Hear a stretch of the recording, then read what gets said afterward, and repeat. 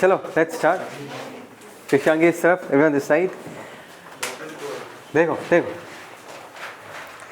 whenever we are dealing with a traveling wave, क्या बोला मैंने? एक चलता हुआ wave, right? So we will always encounter two velocities. Can you tell me? दो velocities क्या velocities होगा? Because पूरे movement में दो चीज़ मूव कर रहे हैं. एक तो एनर्जी मूव कर रहा है, एक तो पार्टिकल्स मूव कर रहे हैं, मीडियम के पार्टिकल्स मूव कर रहे हैं. एक तो वेलोसिटी ऑफ वेव होगा, जिस वेलोसिटी से वो आगे बढ़ रहा है, एनर्जी डिस्टर्बेंस जिस स्पीड से आगे बढ़ रहा है, एक तो वो होगा वेलोसिटी ऑफ वेव. और दूसरा क्या होगा, मीडियम के जो पार्टिकल्स ऊपर नीचे एसएचएम कर रहे हैं, उसका वेलोसिटी. अभी एसएचएम वाला वेलोसिटी क्या है वो तो हमने ऑलरेडी पढ़ लिया. v equal to omega root over of a square minus x square. याद है ना, एक्स हाइट पे होगा तो एक्स मतलब वाई हाइट पे होगा तो क्या होगा, v equal to omega root over of a square minus y square. Is that clear? Because particle अभी वर्टिकली क्या कर रहा है, ऑसिलेट कर रहा है फॉर एग्जाम्पल. ठीक है ना. तो अभी हम क्या करेंगे, अभी हम इन दोनों के बीच एक रिलेशन एस्टैब्लिश करेंगे कि वेव के वेलोसिटी के साथ एंड पार्टिकल के वेलोसिटी के साथ क्या कनेक्शन है. Do you agree with this? समझ में आया? बहुत ही सिंपल सा मैथमेटिक्स है. ये पता है ना, this is the basic form of travelling wave, right. अगर नेगेटिव है इसका मतलब wave is travelling towards positive x axis, और अगर पॉजिटिव है then the wave is travelling towards negative x axis. अभी सबसे पहले केस 1 लेते हैं. मैंने y का वैल्यू ले लिया f of x plus v T. मैंने पहले भी बोला था ये जो y फंक्शन है ये दो वेरिएबल्स पे डिपेंड करता है. डिफरेंशिएट करोगे तो वो पार्शियल डिफरेंशिएशन होगा, कंप्लीट डिफरेंशिएशन नहीं हो सकता. तो अगर हम करेंगे in this case that is dy by D t. बात को समझो. Can you tell me what is dy by D t? Rate of change of displacement of medium particles. तो dy by D t will represent the velocity of the medium particles. Is that clear? Okay. Velocity of the medium particles ऐसे लिखता हूँ. और यहाँ से अगर मैं इसको t के रेस्पेक्ट में डिफरेंशिएट करूँ, सिंबॉलिकली हम क्या लिख सकते हैं, f dash x plus v T. और ये जो x प्लस वी टी, इस पर हम चेन रूल लगाएंगे और एक बार डिफरेंशिएट करेंगे. x को हम कांस्टेंट मानेंगे और बचेगा सिर्फ v. Is that clear? पक्का? ध्यान देना, यहाँ पर wave is travelling towards negative x axis.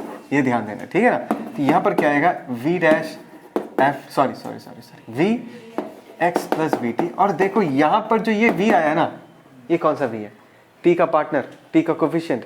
जब x का कोफिशिएंट 1 होता है क्या बताया था, that is velocity of wave. ये जो v दिख रहा है that is velocity of wave. भूलो मत, this is velocity of wave. समझ में आया? और ये जो है this is velocity of particle. Is that clear? पक्का? ये हमारे पास एक रिलेशन है जिसको हम आगे जाके यूज करेंगे, ठीक है ना. फिर और एक बार y का वैल्यू कितना दिया हुआ है, f of x plus v t. अभी हम क्या करेंगे, let us differentiate y with respect to x. क्यों सर? मैं बताऊँ. एक बार हमने t के रेस्पेक्ट में डिफरेंशिएट किया तो ये वाला कनेक्शन मिला. एक बार हम x के रेस्पेक्ट में डिफरेंशिएट करते हैं, और जब हम ये करेंगे सिंबॉलिकली हम क्या लिख सकते हैं, f dash x plus v T. और अंदर और एक बार डिफरेंशिएट करेंगे, x का 1 आ जाएगा और v t का 0 आ जाएगा. तो यहाँ पर f dash x plus v T को क्या मैं dy बाई डी एक्स लिख सकता हूँ? क्या तुम मुझे बोल सकते हो कि dy by D x graphically क्या रिप्रेजेंट करता है? Slope of what? Slope of that picture that we took at time t. एक ट्रैवलिंग वेव का हमने एक फोटो खींचा था ना. जब हम फोटो खींचेंगे वो दिखने में ऐसा होगा ही नहीं होगा, बताओ. है ना, this is y, this is what, x. तो इसका अगर स्लोप पूछोगे, देखो ये फोटो खींचा तुमने, तुमको ये बात समझना है कि टाइम क्या है, फिक्स्ड है भाई, नहीं तो फोटो कैसे खींचो. Is that clear? तो इसका जो स्लोप होगा वही है dy by D x. Slope of y versus x graph. इसका मतलब ये होता है. Is that clear? स्लोप का फंडा पता है ना. ये लाइन अगर एक्यूट एंगल बना रहा है x एक्सिस के साथ, स्लोप का साइन पॉजिटिव होगा, है ना. ये लाइन फॉर एग्जांपल यहाँ पर बना दिया, ये तो ऑब्ट्यूज एंगल बना रहा है, तो इस जगह का स्लोप का साइन क्या होगा, नेगेटिव. ये सब चाहिए होगा आगे जाके, ठीक. अच्छा, तो यहाँ पर हमको मिल गया कि dy by D x is equal to what, f dash x plus v t. Now this is relation 2. अभी हम क्या करेंगे, रिलेशन 1 को और रिलेशन 2 को रिलेट करेंगे. कैसे? रिप्लेस कर देंगे. यहाँ पर जो f dash x plus v T दिख रहा है, उसी f dash x plus v T को हम dy बाई डी एक्स लिख सकते हैं. बोलो ना. तो ये जो फाइनली ये पूरा रिलेशन है, 1 गिव्स फ्रॉम 2 मतलब. तो यहाँ पर dy बाई डी टी मतलब velocity of particles of the medium is equal two plus v, that is velocity of what, wave. And f dash x plus v T के जगह हम लिख सकते हैं dy by D x. And what is dy by dx? That is the slope of y versus x graph. बात समझ में आया? ध्यान रखना, बहुत इंपॉर्टेंट है कि यहाँ पर वेव अगर नेगेटिव एक्स एक्सिस की तरफ जा रहा है तो इस वेलोसिटी वेव के आगे प्लस साइन आ रहा है। मैंने ऐसा क्यों कहा? बिकॉज मैंने केस लिया है, केस वन। केस वन में हमने f को x प्लस vt लिया। बात को समझो, मैं फिर से कह रहा हूँ, वेव किस तरफ ट्रैवल कर रहा है? वेव नेगेटिव एक्सिस की तरफ ट्रैवल कर रहा है और फॉर्मूला में प्लस साइन आ रहा है, प्लस। फिर से यहाँ पर वेव नेगेटिव एक्सिस की तरफ जा रहा है, एक्स एक्सिस की तरफ, और फॉर्मूला में एक प्लस आया। अगर मैं यहाँ पर x माइनस वी लेता, क्या लेता? x माइनस वी, मतलब दूसरा केस जो मैं करूँगा नहीं, बस बता रहा हूँ। अगर x माइनस वी लेता तो वेव किधर जाता? Positive x axis. और अगर इसी तरीके से सॉल्व करते तो इस फॉर्मूला में एक माइनस आता। तो what is the simple way of remembering this? उल्टा होता है। वेव अगर पॉजिटिव एक्स एक्सिस की तरफ चल रहा है तो इस फॉर्मूला में एक माइनस लिख देना, velocity of particle equal to minus velocity of wave into dy by dx। और अगर तुम्हारा वेव नेगेटिव एक्स एक्सिस की तरफ जा रहा है तो इस फॉर्मूला में एक चेंज किया गया, प्लस आ जाएगा। बात समझ में? गड़बड़ मत करना, प्लस माइनस से पार्टिकल का डायरेक्शन ही बदल जाएगा। बात समझ में आता है नहीं आता? Because we are dealing with velocities. Velocities में स्पीड भी आता है, डायरेक्शन भी आता है। तो अगर तूने माइनस का लोचा कर दिया तो आंसर भी गलत आ जाएगा कि पार्टिकल किधर जा रहा है, वो प्लस या माइनस ही बताएगा। Is that clear? अच्छा, यहाँ तक लिख के रखो और सेकंड केस तुम खुद लिख के रखना, और जो नोट बोला वो लिख के रखना कि अगर नेगेटिव एक्स एक्सिस है तो प्लस साइन आएगा और इधर पॉजिटिव एक्स एक्सिस है तो माइनस साइन आएगा। ठीक हो गया? चलो चलो, यहाँ देखो, अभी जो हमने सीखा है ना भाई, इधर इधर उसको बोलो, उसका नाम क्या? इस तरह हमने जो सीखा उसको अप्लाई करेंगे, ठीक है? सो this is a travelling wave जिसका t इक्वल टू 0 पे एक फोटो लिया गया है, करेक्ट? हमने अलग अलग पार्ट्स लिया, a to b, b to c, c to d, d to e। तुमको पता नहीं ये क्या है? एक सीधा जो रस्सी था वो ऐसा दिख रहा है जब उसके थ्रू डिस्टर्बेंस पास करता है। ये रस्सी ही है, ये रस्सी का ही शेप है। Is that clear? अच्छा, अभी कौन सा फॉर्मूला यूज होगा? ध्यान से देखो, हमने वेलोसिटी का डायरेक्शन किस तरफ दिया, it is travelling towards positive x axis. Formula में माइनस आएगा, बस, राइट? ये पॉजिटिव होगा तो फॉर्मूला में माइनस आएगा। dy by dx क्या है? इसी ग्राफ का slope. You agree with this? Now can you tell me कि a टू b, क्या बोला मैंने? a टू b ये वाले रीजन में dy by dx का साइन पॉजिटिव होगा ना? Do you agree with this? Tangent tangent tangent, हर कोई एक्यूट एंगल बनाए, right? Slope is positive. So dy by dx अगर पॉजिटिव है, पार्टिकल का वेलोसिटी का साइन नेगेटिव में आएगा। अगर dy by dx पॉजिटिव हुआ तो पार्टिकल का वेलोसिटी का साइन नेगेटिव में आएगा, नहीं आएगा? झुमका इधर इंपॉर्टेंट चीज बोल रहा हूँ, आएगा नहीं आएगा? That means we are expecting at this instant of time a to b के बीच जितने सारे अलग बातें, b पे dy by dx 0 है, मतलब velocity of that particle at point b eight this instant is what? 0। मतलब b के जस्ट इस तरफ जितने सारे पार्टिकल्स है सबका वेलोसिटी का डायरेक्शन क्या होना चाहिए? नीचे, राइट? और डाउनवर्ड्स चलेगा। दैट मीन्स इस पार्टिकल का भी इधर, इस पार्टिकल का भी इधर, इस पार्टिकल का भी इधर, ऐसा होगा। Do you agree with this? ये वेलोसिटी है this instant of time, instantaneous velocity. मतलब नेक्स्ट dt टाइम के बाद ये पार्टिकल को किधर जाना चाहिए? नीचे। इस पार्टिकल को इधर जाना चाहिए नीचे। हम चेक करेंगे क्या ऐसा होगा या नहीं। Is that clear? Okay, now I will repeat the same कहानी फॉर b टू c। अभी b टू c वाले रीजन में ध्यान देना, b टू c वाले रीजन में dy by dx का साइन क्या होगा? Negative. In fact c to d भी नेगेटिव होगा। बात समझ में आ रहा है नहीं आ रहा? तो अगर dy by dx नेगेटिव हुआ, ऑलरेडी एक नेगेटिव पहले से है, dy by dx का वैल्यू नेगेटिव है, नेगेटिव नेगेटिव मिलके साइन पॉजिटिव बनेगा। मतलब यहाँ पर जितने सारे पार्टिकल्स का वेलोसिटी है उनका डायरेक्शन किधर होगा? ऊपर की तरफ। Do you agree with this? ये वाला तो 0 होगा बिकॉज यहाँ पर dy by dx क्या होगा? 0। सेम स्टोरी हियर, यहाँ पर dy by dx का साइन क्या होगा? पॉजिटिव, वेलोसिटी का साइन क्या होगा? नेगेटिव। मतलब यहाँ का वेलोसिटी कुछ ऐसा होना चाहिए। Do you agree with this? Okay fine. So this is what we are predicting from the formula. Now let's imagine कि अगर ये वेव आगे बढ़ जाता है, क्या बोला मैंने? अगर ये वेव आगे बढ़ चुका है तब अगर फोटो खींचूं तो वो वेव दिखने में कैसा होगा? ये जो फोटो खींचा हमने वो कब खींचा है? We have taken the picture at time t equal to 0. Now if we take another photo after let us say del t time, del t time के बाद और एक अगर फोटो खींचा मैंने तो वेव तो आगे बढ़ चुका होगा थोड़ा। ये जो तुमको मैक्सिमा दिख रहा है थोड़ा आगे शिफ्ट हो जाएगा, ये जो नेगेटिव मैक्सिमम है ये भी आगे शिफ्ट हो जाएगा, ये पॉइंट थोड़ा आगे शिफ्ट हो जाएगा. मतलब the picture in this case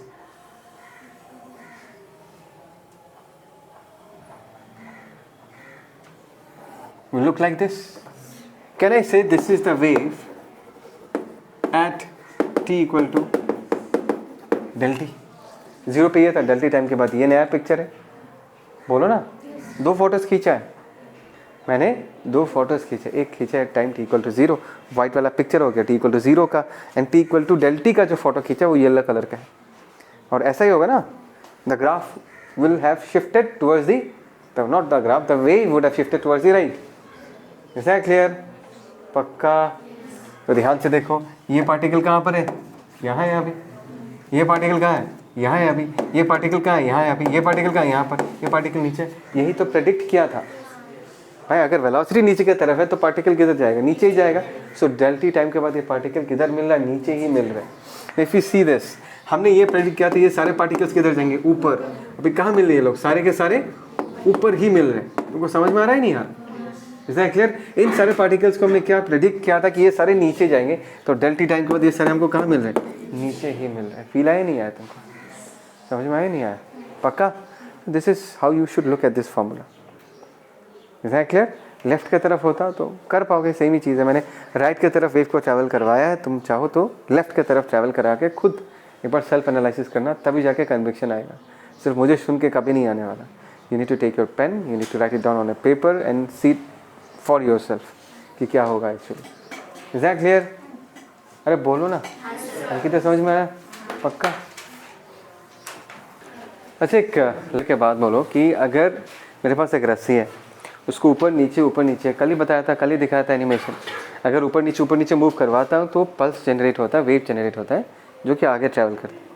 अगर मुझे पल्स का स्पीड बढ़ाना है तो मैं धीरे धीरे मूव कराऊँ या फास्ट मूव कराऊँ? तो ऑब्वियस राइट कि तो सबको कॉमन सेंस है कि सर धीरे धीरे करूँगा तो पल्स भी धीरे धीरे आगे ट्रैवल करेगा, जल्दी करूँगा तो बहुत फास्ट ट्रैवल करेगा. Is that clear? Are we all on the same page? That means जितना जल्दी वो मीडियम का एलिमेंट अपने मीन पोजीशन के पास आएगा उतना फास्ट वेव आगे प्रोसीड करेगा. Do you agree with this? Do you understand this line? जितना जल्दी वो मीडियम का एलिमेंट अपने मीन पोजीशन की तरफ आएगा, चाहे ऊपर से नीचे से जहाँ से भी हो, जितना फास्ट मीन पोजीशन की तरफ आएगा उतना जल्दी ये वेव क्या करेगा? आगे प्रोपोगेट करेगा. राइट? एग्री? फाइन? बढ़िया. वो एलिमेंट रिटर्न क्यों जाता है अपनी मीन पोजीशन के पास? सबसे पहले क्लास में यही समझाया था. हाँ, एंड कौन लेके जाता है उसको? Yes, in this case what is the restoring force? The bonds between the atoms. याद है वो स्प्रिंग काइंड ऑफ एक पिक्चर बनाया था, मैंने बोला था भाई देखो ये ऊपर चल गया और पास के 2 स्प्रिंग्स उसको खींच रहे. यही है ना intermolecular forces. Is that clear? So I can say those intermolecular forces which we have asked you to think in terms of what? Spring. तो खड़ा हो जा. हाँ, in terms of what? Spring. तो वो जो फोर्स है, वो जो इंटरमॉलिक्यूलर फोर्स है, वो क्या करता है? उस स्ट्रिंग के एलिमेंट को नीचे लेके जाता है. स्ट्रिंग का एलिमेंट मतलब मीडियम का पार्टिकल. Is that clear? बात समझ में? अगर ये पुलिंग फोर्स बढ़ जाता है तो पार्टिकल फास्ट मीन पोजीशन की तरफ जाएगा. समझ में आ रहा है मैं क्या कह रहा हूं? अगर रोप का इंटरमॉलिक्यूलर फोर्सेस और बढ़ जाता है तो रेस्टोरिंग फोर्स भी और बढ़ जाएगा, और वो पार्टिकल, वो जो स्ट्रिंग का एलिमेंट है, वो जो मीडियम का पार्टिकल है, उस पर ज़्यादा रेस्टोरिंग फोर्स लगेगा, तो वो फास्ट एक्सीलरेट करके मीन पोजीशन की तरफ जाएगा. Is that clear? Are we on the same page? Okay, fine. So अभी हम क्या डिस्कस करने वाले? Speed of the wave on a stretched rope. एक रस्सी को खींच के रखा है, तुमने इसको झटका मारा तो एक पल्स जाएगा. उसका स्पीड क्या होगा? उसका स्पीड का फॉर्मूला क्या होगा? उसका स्पीड कौन से पैरामीटर्स पे डिपेंड करता है, वो हम डिड्यूस करेंगे. राइट? डिडक्शन शार्लॉक होम्स देखा है? सबसे पहले डिड्यूस करेंगे फिर निकालेंगे. ठीक है ना? पहले लॉजिकली डिड्यूस करते हैं कि किस पे डिपेंड करेगा. मैं सबसे पहले कहूँगा कि रोप के टेंशन पे डिपेंड करता है.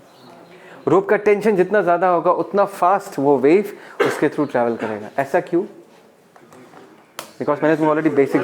Exactly sir. टेंशन होता क्या है भाई? टेंशन क्या होता है? It is the intermolecular forces. अगर तुमने रस्सी का टेंशन बढ़ा दिया तो इंटरमॉलिक्यूलर फोर्सेस का स्ट्रेंथ बढ़ चुका है, रेस्टोरिंग फोर्स का स्ट्रेंथ बढ़ चुका है, तो वो एलिमेंट को फटाफट हाई एक्सेलरेशन से क्या करेगा? अपने मीन पोजीशन की तरफ बुलाएगा और वेव बहुत स्पीड आगे बढ़ेगा. तो जितना टाइट रोप उतना फास्ट वो पल्स क्या करेगा, आगे ट्रैवल करेगा, right. That means speed of a wave should depend on the tension, मतलब they should be directly proportional. T के ऊपर पावर आ सकता है, वो तो स्टैटिस्टिक्स चाहिए होता है, हम तो लॉजिकली डिड्यूस कर रहे हैं, तो टेंशन पे डायरेक्टली डिपेंडेंट होगा कि अगर टेंशन बढ़ेगा तो स्पीड भी बढ़ना चाहिए. T to the power what, वो अभी बता नहीं सकते, वो तो निकालना पड़ेगा, ठीक है. और मैं नेक्स्ट ये कहूँगा कि रोप के मास पे डिपेंड करता है, जितना भारी रोप उतना स्लो होगा, राइट. अच्छा, मास को मतलब मैंने म्यू के टर्म्स में डिफाइन किया, मास पर यूनिट लेंथ. ऐसा क्यों? क्योंकि एक पार्टिकल, एक मीडियम का एलिमेंट, एक स्ट्रिंग का एलिमेंट कितना फास्ट अपनी मीन पोजीशन के पास जाता है, वो सिर्फ फोर्स पे डिपेंड नहीं करता ना, उसके मास पे भी डिपेंड करता है.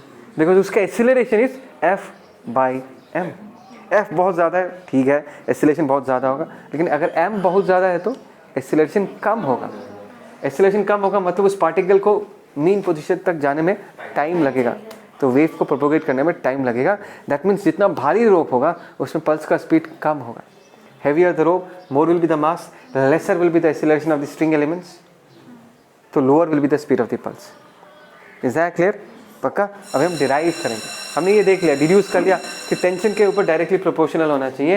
एंड म्यू से, mu is what, mu mass को रिप्रेजेंट करता है, mass per unit length, it should be inversely proportional, ठीक है. हाँ, inversely proportional, be proportional to 1/μ. Is that clear? अच्छा, लेट्स नाउ डिड्यूस दिस.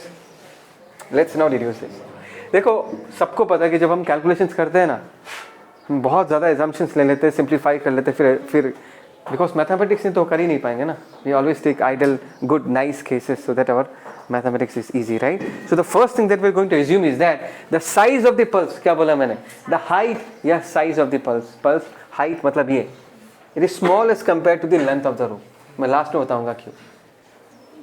ये जो पल्स का हाइट है, this is small as compared to the length of the rope, ठीक है. Is that clear? अभी ध्यान देना, ये v स्पीड से ट्रैवल कर रहा है. कौन बोलेगा ये? someone who is standing on the ground. उसको देखिए भाई, ये जो पल्स ट्रैवल कर रहा है वो कितने स्पीड से ट्रैवल कर रहा है, v स्पीड से. This is a statement which is said with respect to ground frame of reference. Is that clear? जिसमें ये दिखाई देगा कि पल्स तो ट्रैवल कर रहा है लेकिन रस्सी का हर पॉइंट अपने जगह पर है, मतलब ऊपर नीचे मूव कर रहा होगा, हॉरिजॉन्टल डायरेक्शन में कोई मूवमेंट नहीं है, वॉल भी अपनी जगह पर है. Do you agree with this? अच्छा, लेकिन जब हम ये निकालना चाहेंगे ना, हम इस सिनेरियो को थोड़ा बदल देंगे because this will make our discussion easy. हम जब इस पल्स का स्पीड निकालना चालू करेंगे, we are going to see this entire situation not with respect to ground but with respect to another frame of reference. मैंने क्या बोला? हम फ्रेम ऑफ रेफरेंस बदलने वाले. हम इस प्रॉब्लम को सॉल्व करने के लिए, आसानी से सॉल्व करने के लिए फ्रेम ऑफ रेफरेंस को थोड़ा बदल के करेंगे, क्योंकि तब समझना आसान होगा, मैथमेटिक्स भी आसान होगा. और सर कौन सा frame of reference?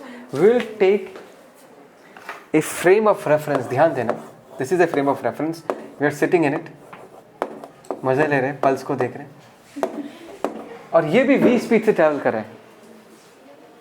Do you agree with this? Do you agree with this? We are trying to look at the pulse sitting inside a frame of reference which has the same speed as the pulse. तो इस आदमी को क्या दिखाई देगा? देखो, जो move करता है उसको रेस्ट में दिखाई देगा, और जो मूव नहीं कर रहा था वो चलता हुआ दिखाई देगा. Do you agree with this? Right? इसको पल्स तो रेस्ट में दिखाई देगा, लेकिन वॉल तो v स्पीड से आता हुआ दिखेगा. ग्राउंड फ्रेम ऑफ रेफरेंस से ये रस्सी के सारे जो एलिमेंट्स थे, ये लोग मूव नहीं कर रहे थे, रेस्ट में थे, लेकिन इसके फ्रेम ऑफ रेफरेंस से दिखाई देगा कि हर एक पार्टिकल v स्पीड से क्या कर रहा है? ट्रैवल कर रहा है. बात समझ में आ रहा है? Is that clear? उसको ये दिखाई देगा कि यहाँ पर जो पार्टिकल है वो v स्पीड से आता है, इसको चढ़ता है, चढ़ के फिर ऐसे चला जाता है. रस्सी के जो एलिमेंट्स है वो लोग मूव कर रहे हैं. I am talking about the horizontal direction. ध्यान से देखो, ये सारे जो रस्सी के एलिमेंट्स थे ये ग्राउंड फ्रेम ऑफ रेफरेंस में मूव नहीं कर रहे थे, लेकिन अगर इस फ्रेम से बैठ के देखोगे ना तो ये लोग मूव करते हुए दिखेंगे. किस तरफ? From right to left. All this molecules will appear to you that they are travelling towards left, they are climbing up the hill and going down. ऐसे दिखाई देगा. Now do you agree with this? क्या सबको समझ में आया? मुझे पता है विजुलाइज करना थोड़ा मुश्किल होगा, but I think so technicalities तो समझ में आ गया ना कि अरे भाई, जो ग्राउंड फ्रेम ऑफ रेफरेंस में जो रेस्ट में दिख रहा था, अभी इसके फ्रेम ऑफ रेफरेंस पे रेस्ट में दिखाई नहीं देगा, वॉल इस तरफ आता हुआ दिखेगा, रस्सी का लेंथ छोटा हुआ दिख रहा होगा। Is that clear? और यहाँ पर जो ये जो पॉइंट्स है ये लोग इस तरफ आ रहे होंगे, इस हिल को क्लाइम करेंगे फिर इस तरफ जाएंगे, मतलब रस्सी के एलिमेंट्स मूव करता हुआ दिखेगा। पल्स अपनी जगह पर ही है। इट्स लाइक ए पाइप, और पानी पाइप के थ्रू आता है, पाइप के कर्व को चढ़ता है, फिर उतरता है, फिर जाता है, कुछ ऐसा। You agree with this? Is that clear? Fine. तो हम इस पिक्चर को एनालाइज करेंगे और इसको एनालाइज करके हम क्या करेंगे, will find out the speed of the wave. Do you agree with this? क्या यहाँ तक सबको समझ में आया? सर ऐसा क्यों, मैं बताऊंगा why's it will make our life very simple. ऐसा करेंगे तो हमको एक ऐसा सिचुएशन एनालाइज करना पड़ेगा जो हमने पहले बहुत बार किया है। मैं बताऊंगा क्या, ठीक है? क्या सर हम यहाँ पर एनएलएम लगा सकते हैं? क्या हम इस फ्रेम ऑफ रेफरेंस एनएलएम लगा सकते हैं? Because there are two frames of reference, एक हो गया इनर्शियल फ्रेम ऑफ रेफरेंस, एक हो गया non inertial frame of reference. एक non inertial frame of reference हम एनएलएम के लॉस अप्लाई नहीं कर सकते, एक जुगाड़ लगाना पड़ता है सूडो फोर्स का। क्या सर कोई सूडो फोर्स आएगा इस एनालिसिस में? डेफिनेटली नहीं आएगा, because this is an inertial frame of reference. What is an inertial frame of reference? A frame of reference which is at rest or moving with constant velocity. Their inertial frame of reference. यहाँ पर कोई pseudo force का concept नहीं आएगा. Be very clear with that. अगर तुम्हारा frame of reference accelerated हुआ, क्या बोला मैंने? अगर तुम्हारा frame of reference accelerated हुआ, तब जाके कहानी बदलता है, pseudo force आता है। लेकिन अगर तुम्हारा फ्रेम ऑफ रेफरेंस रेस्ट में, सबको समझ में आता है, लेकिन लोग भूल जाते हैं कि कांस्टेंट वेलोसिटी फ्रेम भी एक इनर्शियल फ्रेम ऑफ रेफरेंस ही है। तो हम जो ये एनालिसिस कर रहे हैं, हम ऐसे कैबिन में बैठ के देख रहे हैं जो कि एक कांस्टेंट स्पीड से ही ट्रैवल कर रहा है। तो यहाँ पर बहुत आराम से हम एनएलएम लगा सकते हैं बिना कोई सूडो फोर्स का। Do you agree with this? Come on. Okay, if you all agree, what we are going to analyse is a very small portion on the tip of the pulse. बहुत ही छोटा सा एक segment लेंगे pulse के tip पे। Is that clear? Right. और इसी डायग्राम को मैं बड़ा करके बनाता हूँ। ये जो टिप है वो दिखने में ऐसा है, something like this. Do you agree with this? And that's because मैंने इसका हाइट बहुत छोटा माना है। This is a very flatter arc. ये आर्क जो होगा वो बहुत फ्लैट होगा। ऐसा राइज होता तो बहुत शार्पर आर्क होता, बट मैंने बोला था ना कि हमने पल्स का हाइट बहुत छोटा लिया है as compared to the length of the rope. Height छोटा मतलब ये ग्राफ, ये कर्व क्या होगा? फ्लैट होगा बहुत। इसका सेंटर कहाँ होगा? बहुत नीचे। अरे ज़्यादा कर्वी होने से सेंटर पास होता है। स्ट्रेट लाइन का सेंटर कहाँ पर है? इन्फिनिटी में है या नहीं है? मतलब जितना फ्लैट कर्व, सेंटर उतना ही दूर। तो इसका सेंटर बहुत दूर है। बात समझ में आ रहा है नहीं यार? Come on, right? Can I say this small arc is actually a part of a circle? मतलब यहाँ पर एक सर्कल बना सकता हूँ, ऐसे बना सकता हूँ ना? एक आर्क जो है एक सर्कल का पार्ट होगा और सर्कल का सेंटर जो बहुत दूर है। समझने लायक चीज़ है। लेकिन is that clear? अभी हम टेंशन दिखाएंगे। रस्सी खींच चुका है। मैंने हमेशा सिखाया है कि टेंशन नहीं सिखाया ना तुमको, पढ़ाया नहीं आई थिंक सर।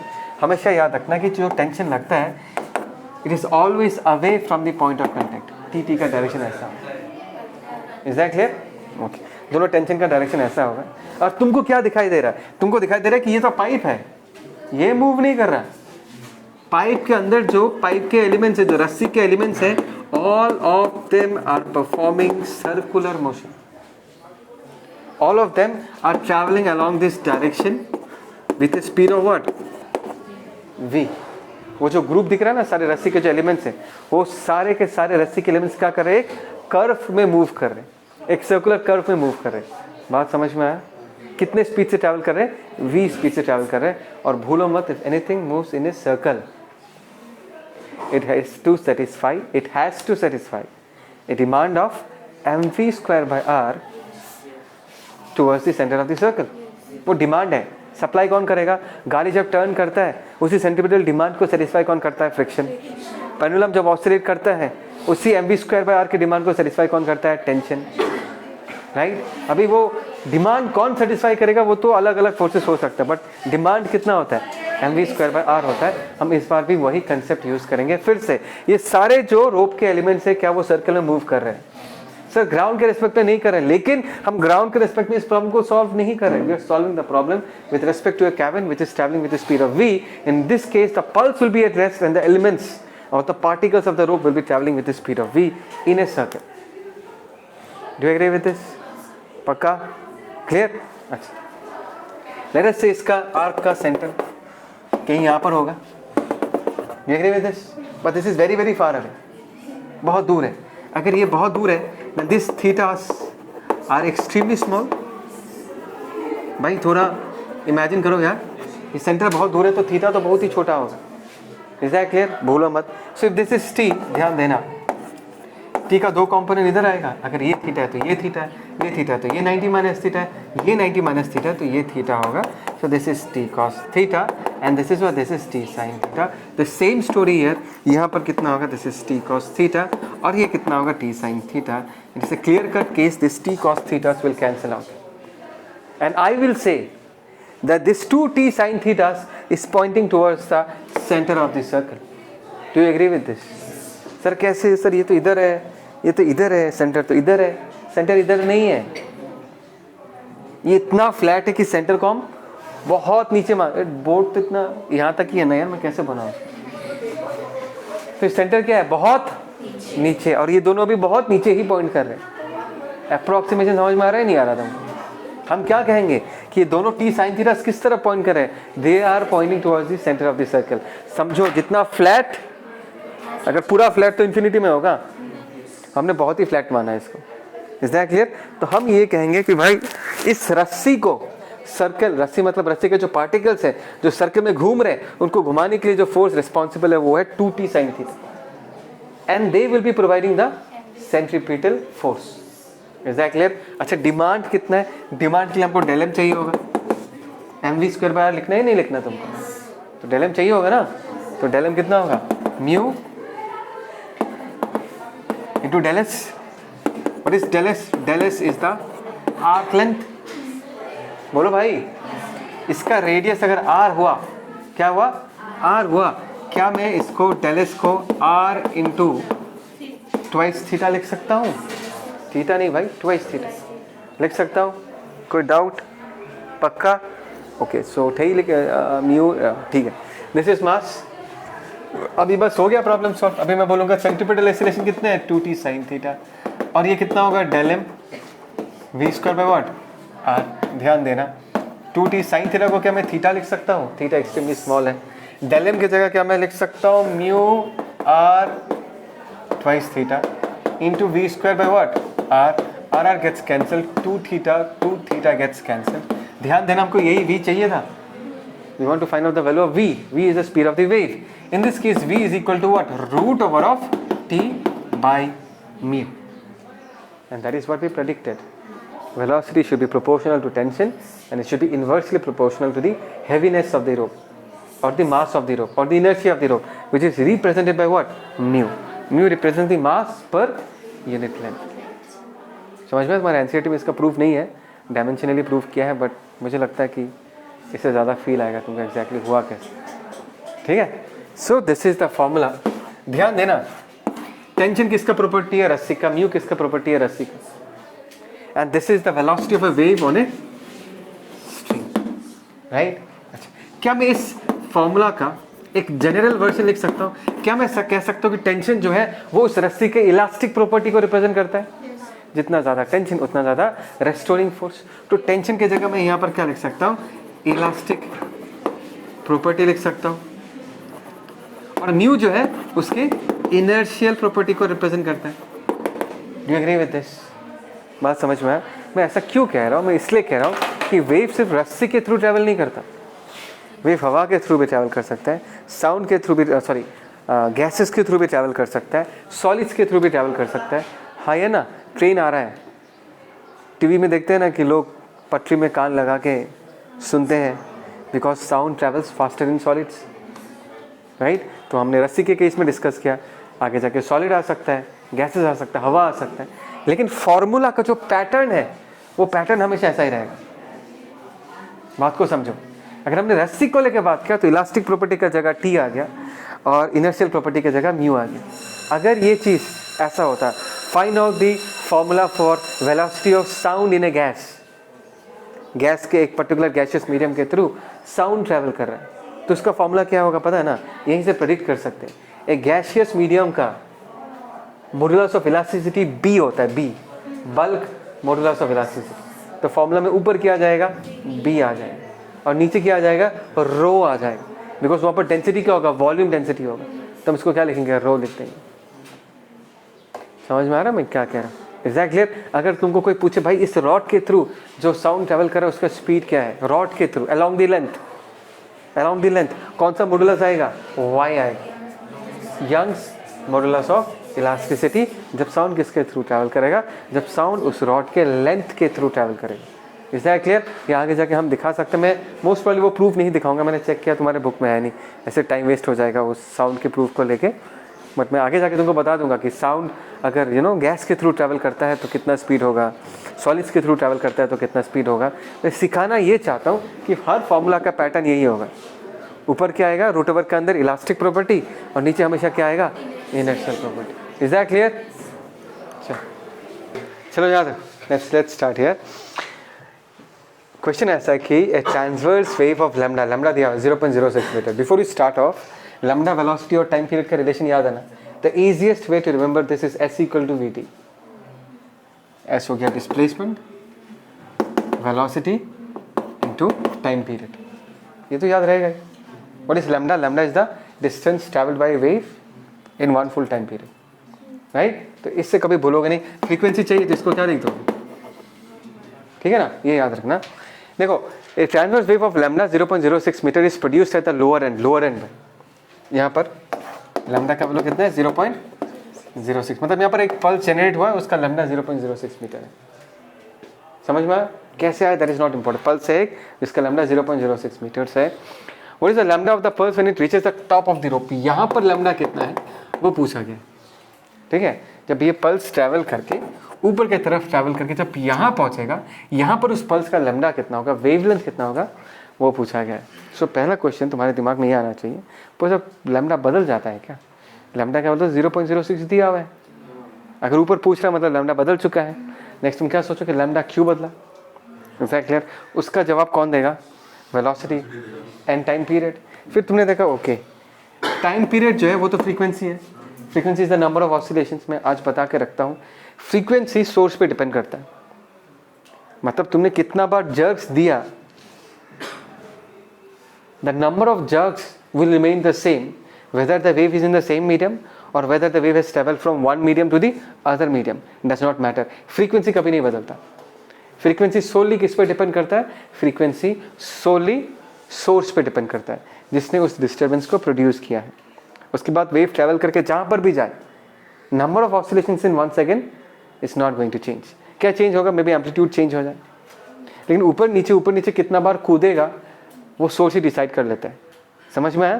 तो ये जो फ्रीक्वेंसी है या जो टाइम पीरियड है वो कभी भी चेंज नहीं होगा, चाहे तुम्हारा पल्स यहाँ पर हो चाहे तुम्हारा पल्स यहाँ पर हो. तो पूरा शक किस पे जाता है, वेलोसिटी पे. Let's see velocity. अभी वेलोसिटी का फॉर्मूला हमने जस्ट नाउ डिराइव किया. वेलोसिटी किस पे डिपेंडेंट है, root over of T by mu. And it's a clear cut case and very understandable कि टेंशन तो डेफिनेटली बदल जाता है भाई. वेलोसिटी बदलना टेंशन पे डिपेंडेंट है. यहाँ पर अलग टेंशन है, यहाँ पर अलग टेंशन है. इनफैक्ट यहाँ पर टेंशन कम है और सबसे ज़्यादा टेंशन तो यहाँ पर होगा. टेंशन ज़्यादा मतलब वेलोसिटी ज़्यादा, वेलोसिटी ज़्यादा मतलब फ्रीक्वेंसी तो सेम रहा, तो लैम्डा को भी बदलना पड़ेगा. बात समझ में आ रही नहीं यार? That is the reason lambda क्या हो जाता है, बदल जाता है. Is that clear? So in this case अगर तुमको लैम्डा कोई पूछे, कैन आई से lambda eight the end divided by lambda eight the top, किस पे डिपेंड करेगा, फ्रीक्वेंसी तो दोनों के लिए सेम है. वेलोसिटी में T by mu सिर्फ T पे डिपेंडेंट है, तो can I say root over of lambda proportional to V, V proportional to T, so lambda proportional to root T. लिख सकता है ना direct. So T at the end divided by root over of T at the top. हो गया problem solve?